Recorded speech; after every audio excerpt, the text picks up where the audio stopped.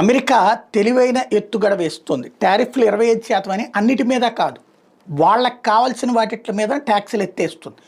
వాళ్ళకి అవసరం లేదు అక్కడ ఎక్కువ ఉన్నటువంటి, అంటే అక్కడే ఆల్రెడీ ఉత్పత్తులు ఉన్నటువంటి వాటి మీద మాత్రం టారిఫ్ని ఎక్కువ వేస్తుంది అనమాట. మనమైనా చేసేది అదే.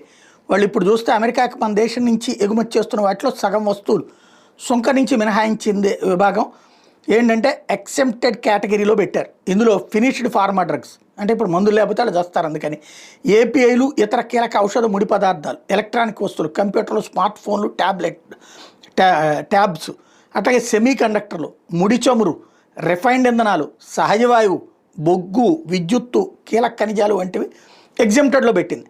సెక్షన్ 232 ఎగ్జంప్షన్ కింద భారత ఎగుమతుల్లో $48 బిలియన్ విలువైనవి మాత్రమే ఈ టారిఫ్ ప్రభావానికి గురవుతాయి.